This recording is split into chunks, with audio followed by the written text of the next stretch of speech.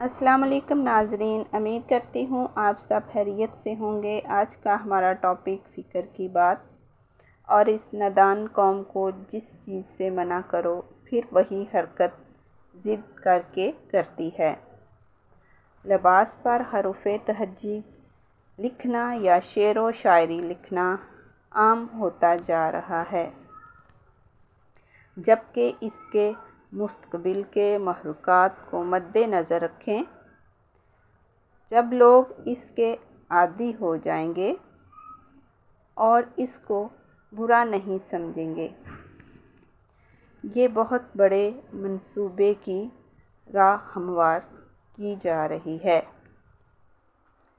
مطلب جب قرآنی آیات لکھی جائیں گی تو مخالف رد عمل کا سامنا نہیں کرنا پڑے گا۔ یہی پلان ہے۔ اس عمل کی نفی کرنی چاہیے اور اس کی حوصلہ شکنی کرنی چاہیے۔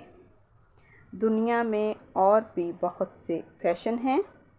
اگر آرٹ کو آگے لانا ہے تو آرٹ میں بہت سی تحقیقی چیزیں ہیں، ضروری ہے کہ اسی کو پروموٹ کیا جائے۔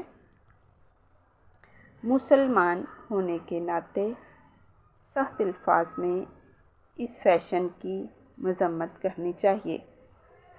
جزاک اللہ خیر۔ السلام علیکم۔